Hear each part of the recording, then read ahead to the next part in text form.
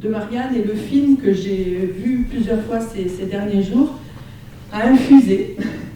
Et j'ai été amenée à donner un titre un petit peu plus politique, on va dire, plurilinguisme et fonction d'historicité dans la formation des enseignants. Donc, je me présente tout d'abord par rapport au contexte institutionnel dans lequel je travaille. Donc, je suis professeur des universités au département FLE de l'université Sorbonne Nouvelle Paris 3.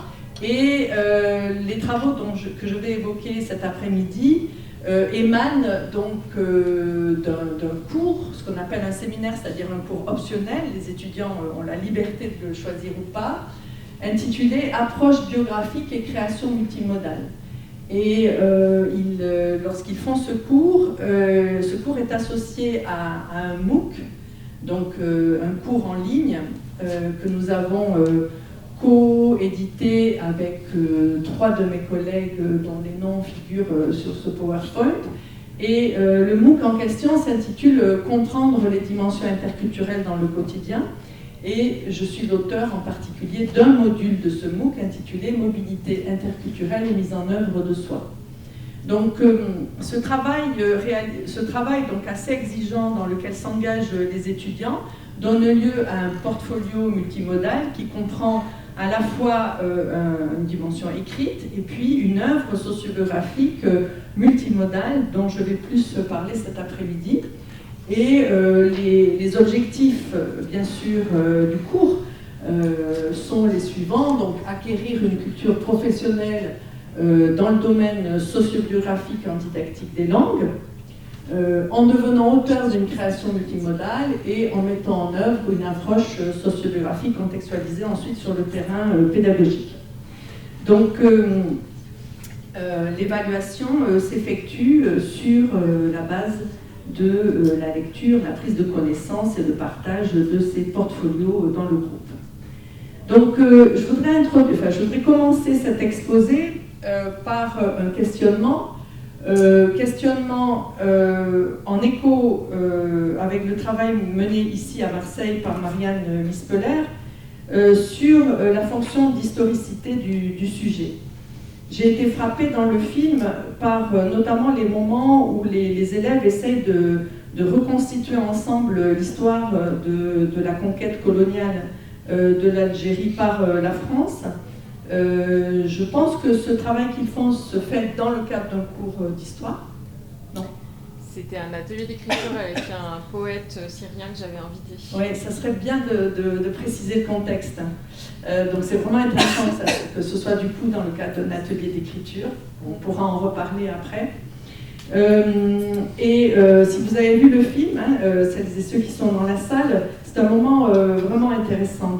On reconstitue la question des rapports de domination entre Algérie et France. C'est l'Algérie qui habitait la France, c'est la France qui habitait l'Algérie, etc. Il y a toute une réflexion là-dessus qui se co-construit dans le groupe. Donc, moi, je voudrais repartir de ça, de cette fonction d'historicité du sujet, c'est-à-dire de sa capacité à biographier son rapport subjectif, imaginaire, affectif, émotionnel, incorporé, aux pluralités linguistiques, culturelles, familiales, sociales et éducatives. Et ça passe par le fait de faire face à un certain nombre d'épreuves. Épreuves de la migration et de la mobilité, bien sûr, mais aussi épreuves des injustices et des violences symboliques. L'expérience du déni, de l'altérité, l'expérience de la honte, et pour reprendre les travaux de Elatiana Razafi qui est dans la salle, la question des microagressions linguistiques. Donc ça s'inscrit dans, ce travail de biographisation s'inscrit, on l'a vu à l'école, dans le travail mené par Marianne et les nouveaux commanditaires, dans le cadre de processus d'intégration, mais d'intégration au sens d'inclusion, de métissage dans l'enceinte scolaire et au-delà de l'enceinte scolaire, dans cette salle ce matin, dans le musée, dans la rue, tout au long de la vie. Donc mon hypothèse est que finalement nos répertoires plurilingues peuvent devenir une ressource, on verra pourquoi, et ma question de recherche c'est finalement comment mon moi plurilingue devient-il un sujet historique? Comment ton toi plurilingue, ton soi, fait-il que tu deviennes des sujets historiques? C'est-à-dire le lien finalement entre plurilinguisme et fonction d'historicité. Donc je vais aborder cette question de fonction d'historicité et puis après je verrai comment elle peut devenir un levier de professionnalisation des enseignants pour ensuite faire face, intervenir en contexte plurilingue au sein en particulier de l'institution scolaire.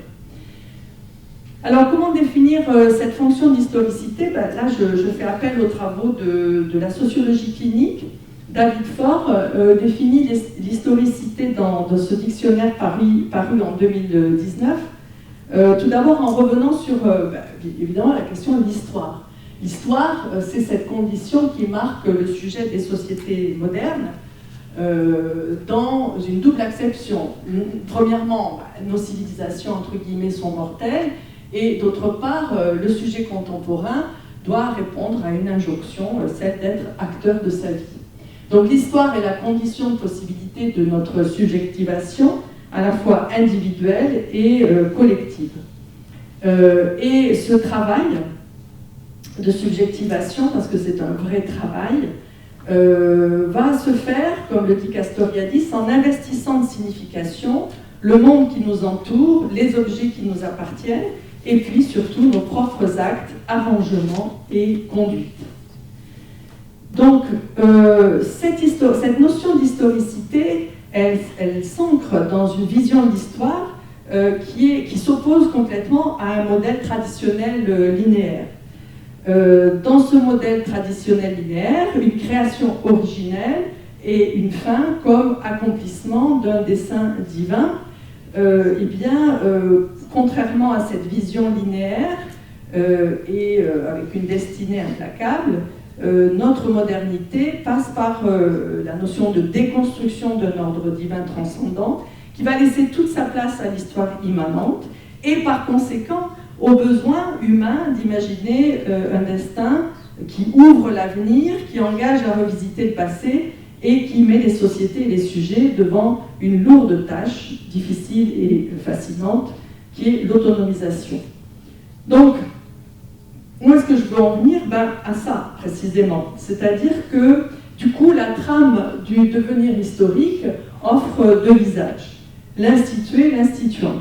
L'institué comme ensemble des formes et des contenus auxquels tout nouvel humain est confronté, comme ce qui le précède. Et cet institué, donc, est ressenti, peut être ressenti comme contraignant et tendant à sa propre répétition. Donc la dialectique entre institué et instituant. L'instituant donc devient signification émergente, fruit de la réflexion et de l'action transformatrice des sujets sociaux sur l'institué.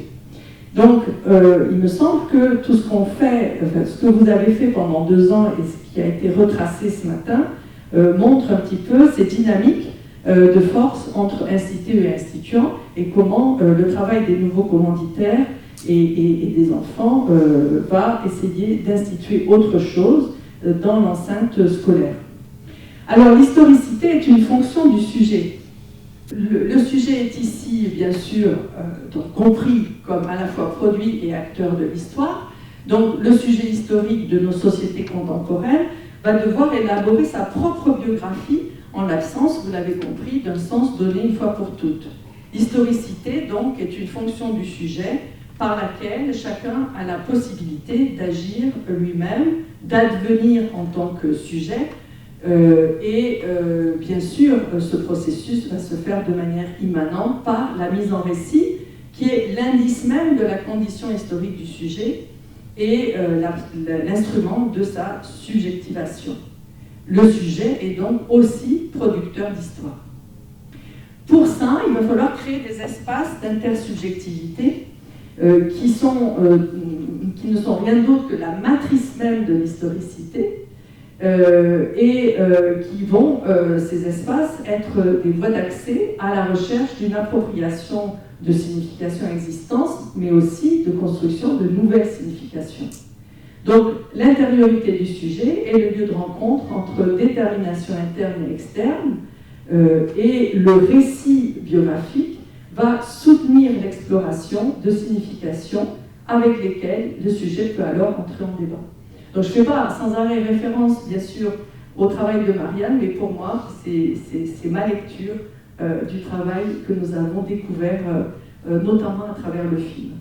Donc la dimension politique de ce travail se comprend dans cette perspective où l'historicité désigne la dynamique même de la lutte entre l'instituant et l'institué à l'œuvre dans le sujet et dans toute situation sociale. Et on pourrait, si on avait le temps, essayer de relever les propos des enfants qui se situent plutôt du côté de l'institué, c'est-à-dire, voilà, les langues sont séparées, etc. Et puis du côté de l'instituant, j'ai noté comme ça des passages ce matin où l'enfant se reprend et dit, mais finalement, non, pour moi, ça va, cette séparation des langues n'a pas d'impact sur moi, je trouve que c'est bien finalement d'en parler plusieurs, c'est-à-dire, dans une même conversation, je pourrais te retrouver l'extrait, il y a un mouvement d'enfant qui dit « Ah oui, effectivement, c'est lourd d'avoir plusieurs langues », et puis tout de suite, il se reprend et dit « Mais non, finalement, ça n'a pas d'impact sur moi, ça ne m'affecte pas, c'est une richesse d'en avoir plusieurs. » Et donc, on entend bien ce dialogue entre une pensée fermée, très instituée, « Ah oui, c'est difficile de parler plusieurs langues, c'est difficile de conjuguer la langue de la famille et la langue de l'école, qui sont des discours qu'on entend et qu'on entend. » qui relève vraiment d'une pensée mono. Et puis l'enfant se reprend et dit mais non, c'est très stimulant pour moi et j'en sors enrichi. Je trouve ça vraiment fascinant. Donc on en arrive à la deuxième partie de mon exposé qui est finalement comment on peut faire de cette fonction d'historicité un levier de professionnalisation. Alors cette fonction d'historicité, elle est travaillée dans le cours dont je vous ai parlé tout à l'heure, à travers donc une création multimodale, sociobiographique, dans laquelle les étudiants vont témoigner de leur histoire sociale, vécue dans la diversité et la variété des langues et cultures. Ils vont découvrir leur capacité à participer de plusieurs mondes, et non pas à rester cloisonnés dans un seul monde, et à élargir les interstices par lesquels ils et elles ont réussi à se faufiler, j'aime bien cette expression de Rosemary Lagrave. Donc le thème de la sociobiographie, c'est comment je suis devenue professeur de FLE, FLS, de langue, culture, comment en suis-je arrivée là? Et les contraintes que je leur propose, c'est que c'est une création multimodale et il va falloir utiliser l'écrit, le geste, le corps, le mouvement, la parole, le dessin, l'audiovisuel. Ça, ce sont les consignes réécrites dans son portfolio par Vanouché. Donc Vanouché parle de sa sociobiographie comme d'un témoignage. Vous voyez que déjà le terme témoignage relève d'une présentation de soi face à ses contemporains, face à l'histoire. La démarche de mise en œuvre de soi inclut également, dit-elle, le destinataire du témoignage, dont la présence invisible impacte la création pendant sa conception même. Pour moi, c'est très important de mentionner cette notion de destinataire. Chaque création s'adresse à quelqu'un, à un destinataire. Je me suis tournée vers mes origines pour questionner mon choix de métier actuel. Je me suis basée sur mon parcours de vie et mon histoire personnelle, marquée par le télescopage de l'histoire contemporaine et de la petite histoire individuelle. Donc, Vanouché écrit dans son portfolio, à chaque étape de cette sociobiographie, les langues maternelles et étrangères apparaissent, remplissant des fonctions multiples. Ainsi, l'anglais, associé aux informations des médias étrangers, à la transgression et à la résistance face aux interdits, est intimement lié à la liberté et à la vérité. Ces deux termes constituent avec le mot exil et les mots phares de cette création. Les mots phares, pardon. J'ai choisi de faire apparaître très peu d'écrits pour souligner leur importance dans mon parcours. Le français a une fonction de refuge. Il a été mon pays d'exil et son apprentissage répond momentanément au besoin de m'enraciner, excluant ma langue maternelle, le persan. Malgré l'énergie déployée pour que cette racine française s'épanouisse, le sentiment d'exil et la problématique de l'identité sont omniprésents.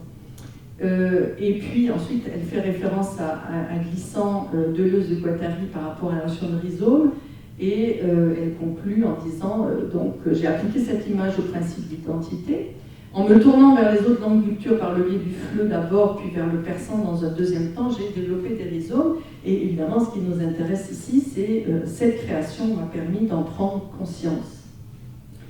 Donc on voit à travers les travaux de ces enseignants ou futurs enseignants de français langue étrangère au seconde, l'émergence d'une fonction d'historicité que je perçois en trois grands moments. Un premier moment, quand je dis je perçois, c'est que j'analyse les portfolios et les œuvres des étudiants pour essayer d'en dire quelque chose qui puisse ensuite être généralisable et servir éventuellement de protocole ou en tout cas de processus de formation, puisque l'objectif c'est la formation professionnelle des enseignants de FLS, FLE. Donc, premier moment, il découvre, mais en fait, il redécouvre l'histoire individuelle et collective à travers la question du plurilinguisme et des migrations. Le deuxième grand moment, c'est le moment où il casse un certain nombre de verrous idéologiques, notamment le modèle hégémonique d'une éducation monolingue, mononormative. Ils sortent de la doctrine du silence, pour reprendre un terme à Françoise Lorcerie, sur leur particularisme culturel et leurs appartenances identitaires. Et le troisième moment, qui est le moment instituant, ils mettent en œuvre des projets et s'engagent dans une action durable. Alors là, je fais une citation à travers cette photographie au travail de Marianne, ce moment où les enfants localisent les langues et à travers les membres de la famille, mon père, mon grand-père, etc. Et pour moi, c'est vraiment un moment où on va redécouvrir la planète, le globe, ensemble. Toutes ces mains signalent vraiment un travail collectif de mutualisation de cette vision planétaire des langues, mais qui a aussi à voir, bien sûr, avec une historicité. Je cite ici le travail d'une étudiante chilienne qui dit « L'importance du processus de construction identitaire me fait réfléchir sur la façon dont mon pays, le Chili, se présente aujourd'hui comme un pays où vivent ensemble des personnes originaires de différents pays d'Amérique latine, principalement des hispanophones et des haïtiens dont les histoires de vie et d'identité ont souvent été ignorées. » Là, elle euphémise, bien sûr, beaucoup à travers cette formule très polie. Cela me fait penser à la richesse culturelle que nous avons en tant que pays et au rôle que nous avons en tant qu'enseignants. Donc, le moment alors que j'ai appelé « il casse des verrous idéologiques », c'est le premier verrou, c'est vraiment l'idéologie monolingue. C'est aussi ce moment où cet enfant, dans le travail de Marianne, elle dit « mais de toute façon, tu ne viens pas en Europe pour parler criollo », donc il parle du créole de son pays d'origine. C'est-à-dire qu'on est dans une vision, effectivement, comme le souligne également Claudia, plutôt ethnocentrique de la réalité sociale du pays, qui oublie souvent l'importance et le sens réel de la différence et de la pluralité culturelle. Le deuxième verrou, non moins important, c'est celui d'une approche grammaticaliste de la langue.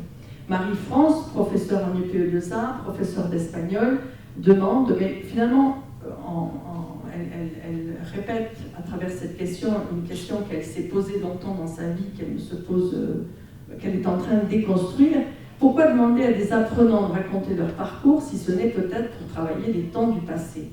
Donc Marie-France fait là référence à son cursus d'agrégé d'espagnol où l'une des choses que l'on enseignait en IUFM, c'était à ne pas parler de soi.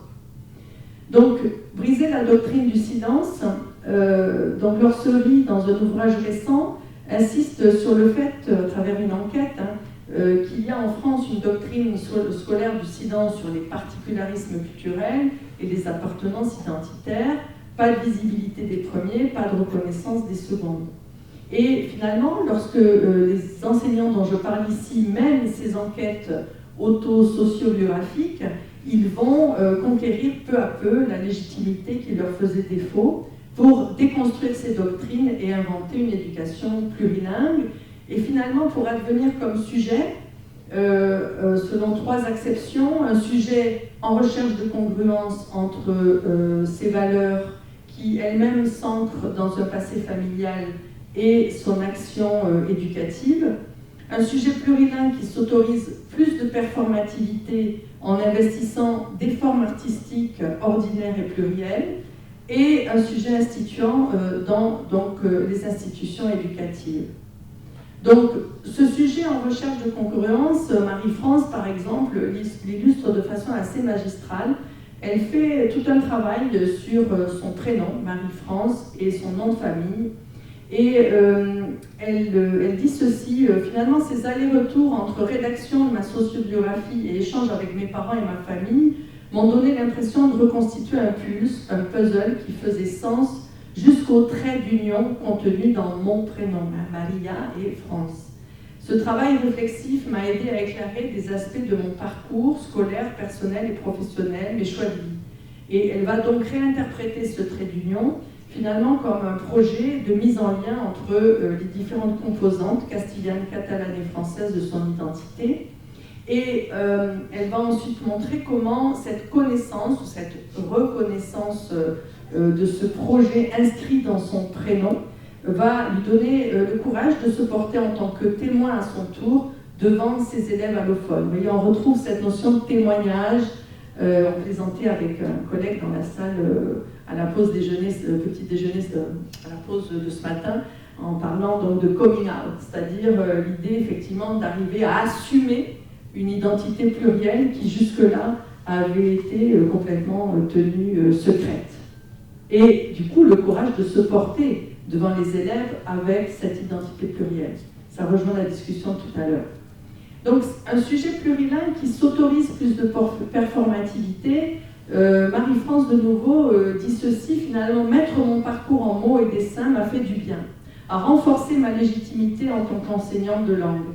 J'ai eu plaisir à me rappeler les personnes bienveillantes de mon passé. Je l'ai d'ailleurs donné à lire à ma mère, qui s'est prise au jeu et a fait oralement la sienne, c'est-à-dire son récit de parcours migratoire. Cela nous a beaucoup touchés et son récit m'a permis encore de compléter le mien. Et j'ai énormément de témoignages de ce type. Ce travail de sociobiographie encourage les enseignantes ou enseignants à revenir vers les parents. Vanouché va plus loin en parlant d'étayage multimodal. Elle dit la création de formes plurilittéraciées permet un étayage multimodal qui permet lui-même un va-et-vient entre conscientisation, expression des représentations, etc. Les dessins, la lettre sont autant d'étayages qui accompagnent la mise en œuvre de soi-même. Elle reprend là un terme que je mobilise beaucoup dans le MOOC dont je vous ai parlé. Dans cette approche, j'ai apprécié que la diversité soit considérée comme une ressource. Voilà, on revient à la notion de plurilinguisme comme ressource et comme capital. Donc, pardon, je te le remets si tu veux.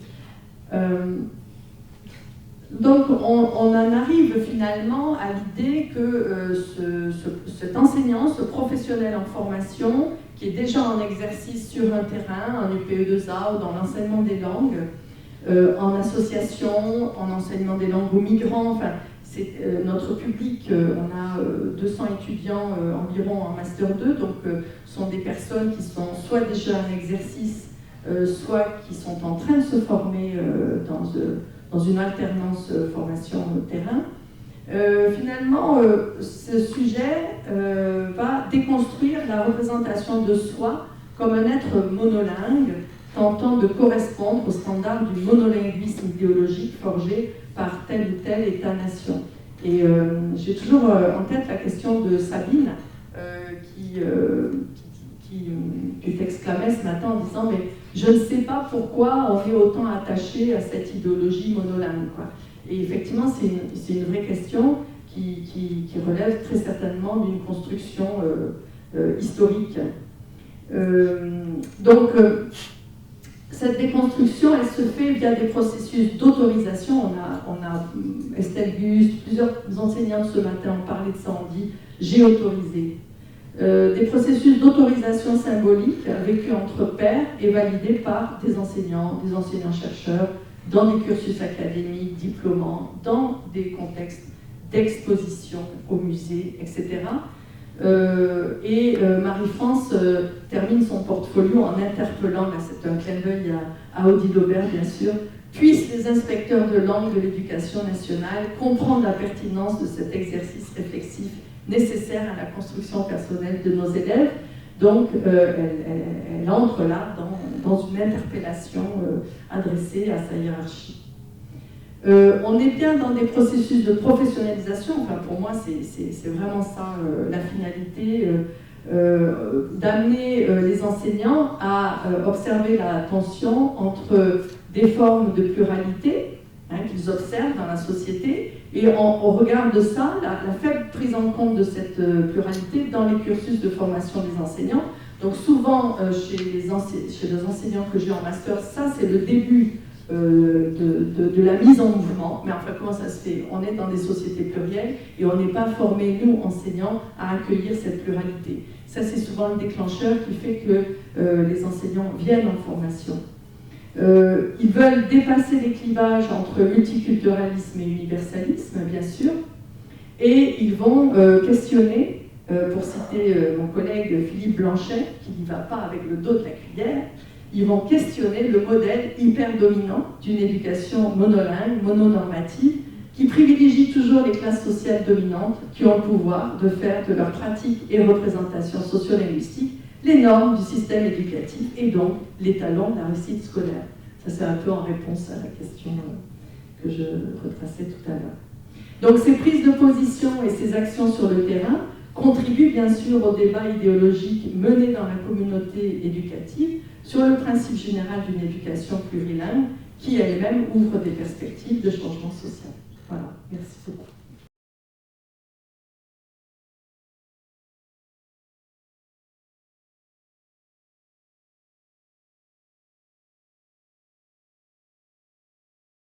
Alors déjà, je ne parle pas de biographie langagière, je parle de sociobiographie. Et donc, ce que j'ai essayé de vous montrer cet après-midi, c'est que pour moi, le travail d'historicité est la finalité de ce travail d'auto-enquête ou d'enquête auto-sociobiographique. Donc pour moi, on est dans le registre de l'exploration, de l'enquête, et on va du coup aller voir du côté des langues des parents, etc. etc. Et à travers, on se souvient de la scène où l'enfant donc reconstitue à travers ces deux cartes brièvement dessinées au tableau la France, l'Algérie. Bon, donc pour moi, il y a un continuum entre mon histoire familiale, la grande histoire, la petite histoire, tout ça c'est de l'histoire, c'est de l'historicité. Et donc on va traverser comme ça ces espaces, bah oui, mes grands-parents parlaient l'occitan, ah bon, mais pourquoi? Et pourquoi ils ne m'ont pas transmis l'occitan? Ah oui, mais c'est parce qu'on s'inscrit dans une histoire jacobine, républicaine, où les langues régionales ont petit à petit été stigmatisées, désignées comme des patois impurs, etc. Et pour moi, ce récit-là que je suis en train de faire, comme ça que je pourrais continuer, c'est ce continuum qui va entre de ma vie personnelle à la grande histoire. Donc moi, je n'utilise pas la catégorie, le terme d'intime. D'ailleurs, c'est un terme qui est fortement contrebalancé par un autre, qui a beaucoup moins de succès, qui est la notion d'extime, puisque à partir du moment où je retrace devant vous le fait que, effectivement, mes grands-parents parlaient occitan, etc., et que ça a sans doute à voir avec les voies que j'ai empruntées ensuite vers le métier d'enseignante, etc., etc. Je retrace une histoire, mais qui est, à travers mon histoire, qui est aussi une histoire qui rencontre peut-être celle de Nathalie Borgé, dont la maman était anglaise, qui peut-être rencontre d'autres histoires de plurilinguisme un peu tenues au secret. Alors ce qui est intéressant, c'est que quand on tient ces histoires cachées très longtemps, il y a un moment où en parler suscite de l'émotion. Et souvent, ces moments où ça suscite de l'émotion sont catégorisés comme des moments intimes, alors que l'émotion fait simplement partie de nos modalités de langage et de mise en expression devant un public, et qu'il faut aussi peut-être apprendre à entendre l'émotion, non pas comme un moment forcément d'intimité, mais peut-être d'éclosion d'une parole qui a trop longtemps été honteuse, déniée, cachée. Et donc c'est pour ça que je me réfère à la sociologie clinique, parce que je pense qu'il y a dans nos approches une dimension clinique, c'est-à-dire l'écoute, prendre soin d'eux, côtoyer sans violence pour permettre l'éclosion de ces expressions qui peuvent effectivement susciter des émotions. Mais personnellement, je n'utilise pas la catégorie de l'intime parce que je ne la trouve pas intéressante pour les travaux que je mène, puisqu'on est dans l'espace social, professionnalisant. Odile Aubert nous a remis l'histoire institutionnelle ce matin très clairement en perspective. On est dans une histoire républicaine où ces langues n'ont pas... Quelqu'un a dit, c'est Estelle je crois, les langues doivent...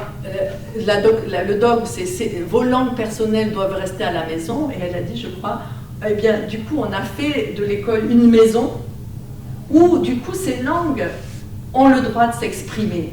Et ça c'est vraiment le renversement de la perspective. Donc ça veut bien dire qu'on avait catégorisé ces langues dans l'intime, mais que c'était une catégorisation finalement un peu clivante. Dès lors qu'on va remettre de la confiance et de l'écoute à l'école c'est un peu comme la maison, on peut se parler un peu de tout, si tant est qu'on puisse se parler de tout à la maison d'ailleurs. Mais enfin c'est un espace où de nouveau va pouvoir circuler les registres de l'affectivité, etc. Mais ça demande d'être un peu formé à ça. Donc je vous invite à beaucoup questionner effectivement cette notion d'intime qui a été beaucoup utilisée ce matin. Merci Nathalie.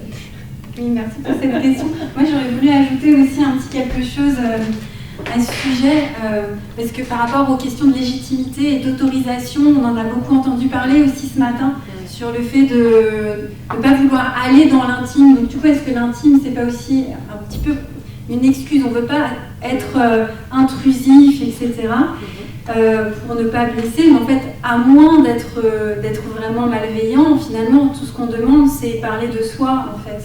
Parler de soi, chose qu'on ne fait peu ou pas, et c'est pas forcément, ça ne veut pas dire qu'on est forcément dans quelque chose d'intime, en fait. Parler de soi, on le fait tous les jours, mais quand on sent que ça devient compliqué, on voit que Marianne, elle a mis des dispositifs, elle a mis en place des dispositifs individuels avec les élèves au départ pour pouvoir libérer la parole. Et les élèves restent libres aussi de dire ce qu'ils ont envie de dire. Moi, je place comme une éthique ce que Glissant appelle le droit à l'opacité. C'est qu'on n'est jamais obligé de tout dire, de se révéler totalement. Chacun, justement, dans les espaces de liberté, les dispositifs de liberté doivent pouvoir permettre non seulement de s'exprimer, mais de ne pas se dire aussi si on le souhaite. Voilà, ça me paraît aussi très important. Claire. Merci, j'en profite pour rebondir sur ce que vous venez de dire toutes les deux, en précisant une petite chose que j'ai découverte en relisant il y a quelques jours les protocoles, parce que donc le protocole Écrire dans sa langue que Marianne a produit en réponse à la commande de vos commanditaires a été délégué hier à l'ensemble des commanditaires pour vivre sa vie ailleurs. Et j'ai été très frappée quand je relisais ces protocoles de voir, donc celui-ci et puis celui de différentes autres œuvres qui peuvent être actives aussi. Et Marianne, tu précises bien dans la délégation aux enseignantes, à chaque fois, je ne sais plus la formule, mais l'enfant ne doit pas être forcé et cette mise en place de l'action ne peut pas être évaluée. Donc on est bien aussi là dans l'activation d'une œuvre d'art d'une artiste et pas du tout dans un outil pédagogique. Enfin, il peut avoir cette vocation, cet objectif, ça peut constituer ce levier-là ensuite, mais dans ce respect-là aussi de la pudeur en fait des enfants, des prochains participants. Oui, c'est ce que j'appelle une dimension clinique, c'est-à-dire être à l'écoute et respecter la tête. Bien, il faudra une autre journée d'études pour vraiment poser tout ce débat sur l'altérité, le respect, etc., l'écoute, l'empathie. Mais je crois qu'on tourne autour de ces notions-là.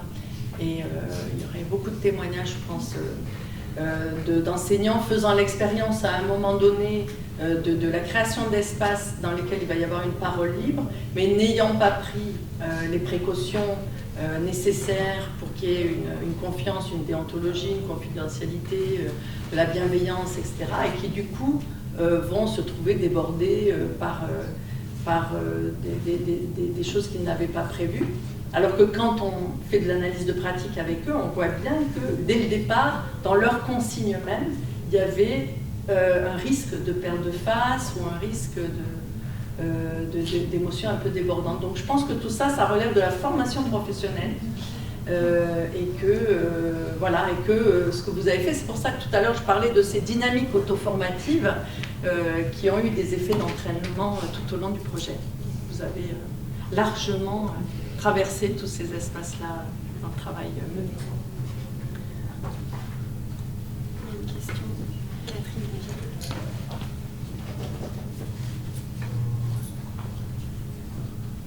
Mais le versant de Kojak que j'ai un petit peu évoqué parle d'une clinique de l'historicité, par exemple. Moi déjà, je voulais vous remercier pour cette journée, qui n'est pas finie, mais que je trouve vraiment extrêmement intéressante. Moi, je suis enseignante de français langue étrangère, justement au service universitaire des langues avec Anne-Sophie.